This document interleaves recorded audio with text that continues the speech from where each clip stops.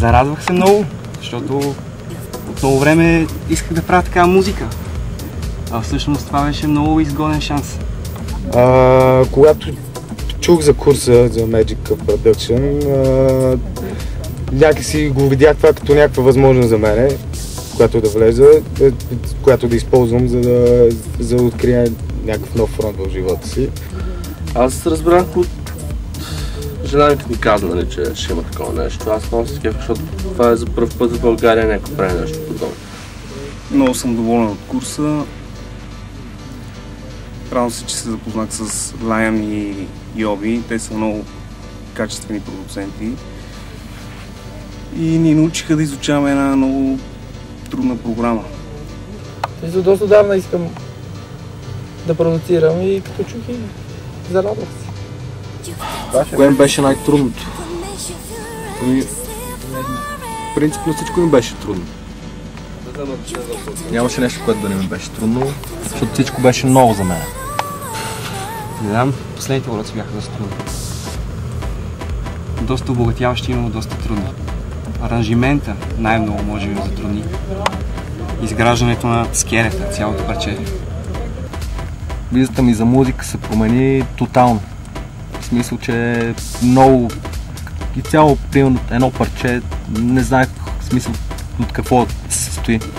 Най-трудното може би е да схвана механиката, да концептуализирам това какво представлява, каква структура има музиката и какви инструменти, така да кажа, се използват, за да се правят, как се е преобразила начина, по който се прави музика в последните години с навлизането на дигиталните технологии, как вече абсолютно всичко, което ти трябва, за да създаваш музика, е включено в един софтуерен пакет и какви възможности всъщност предлага Ableton в случая. Самият проект The Magic of Production е едно голямо предизвикателство. В смисъл, уроците всичките са навързани един с друг и всяко едно нещо, което следва, е на база на предишните, така че абсолютно всичко е важно, всичко е свързано. Няма някаква определена част. Нали, примерно аз лично, иначе автоматизацията мисля, че е доста така важна. Той, чувствам като учител, просветител. Не знам, даде ни началото и от тук нататък всичко зависи от нас.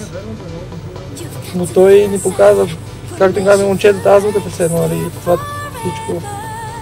Много съм, не знам, благодарен съм, аз лично ако бях неуден, това ли ще направя такова нещо. И постоянно, последните 2-3 години почнаха да се увеличават въпросите от към тема продакшн въобще. Да се интересуват хората как стават тези неща и така нататък. Така решихме да направим едни определени курсове, на които ще преподаваме и учиме хората как се създава едно парче. Когато правиш парче пред много хора, които също се учат как да процедират, правейки своето собствено, ти имаш отговорност и вършиш всичко много по-стриктно, примерно от случаите, в които просто правиш някаква идея, която остава на компютъра. Така че това ни дари на нас и също така е лична дисциплина за нас самите. Докосване на вътрешните свят и подреждане на абсолютно всичките твои мисли, и компоненти, които създават главната представа, точно как действаш, защо, точно какъв стил музика правиш, защо. И не случайно, защото е след това, което правиш, защото ти почваш да го правиш след това, знаеш каква е причината и то става по-добро. Причината по-скоро се базира не на това, което получаваме, ами тя е в основата на човека. В принцип има хора, които правят курсове просто за да спечелят пари, но ние го направихме този курс, защото сме такива хора. Не обичаме да си пазиме тайните си само за нас. В смисъл, имаме нещо, с което сме напред и какъв е проблема това нещо да бъде споделено. Така или иначе, всеки сам минава свой индивидуален път и мисля, че това беше нещо като хуманна постъпка за всичките деца и не само деца възрастни, които имат желание да се обучават, имат интерес към това, което ние най-много обичаме да правим с Liam. Семинарът стана сам по себе си. Никой не е планирал това нещо да стане. Защото преди 2-3 години беше модерно изключително много да си диджей. Така че толкова много диджеи има и пазара не осигурява за всеки да може да пуска всеки петък събота, примерно. И повечето, те и любителите, самите любители станаха диджеи и сега влиза на мода вече продуцирането. Ако искаш да пускаш, трябва да имаш продукт зад себе си. Това нещо, което чувстваш вътре, трябва да го един вид представиш в едно парче. И както преди малко казах, малко по-трудно хората могат да се доковат на Балканския полуостров за продукция, освен на интернет, където не е обяснено баш както трябва. Беше трудно да постигнем, как се казва, един дизайн, една рецепта, как се прави едно парче на левела за първата лига в Beatport. Но нищо не избирахме предварително, всичко се случваше на момента. Звуците преслушахме заедно, един бит, всеки един звук в самото начало, как звучеше. Всеки от тях следеше пътя му и как израсна и намери място в парчето си.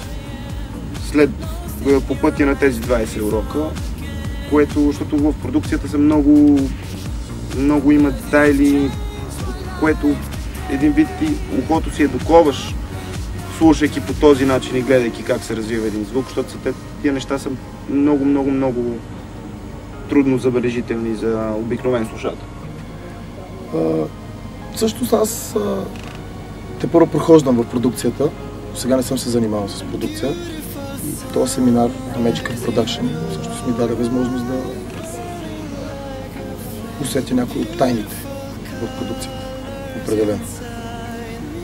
Разбрах случайно, станах част и определено има прогрес. Определено това ми спести месеци, дори години лутане в това как в крайна сметка определени звуци да се синхронизират и да стане един трак. Освен това да стане трак, това трябва да е пънчнат и да е топалка. Това е за мен The Magical Production. Аз съм много благодарен на Lion и Yobi за това, което правиха най-вече за мен, за енергията, която дават и на всички други момчета, и на партитата. Support. Thank you.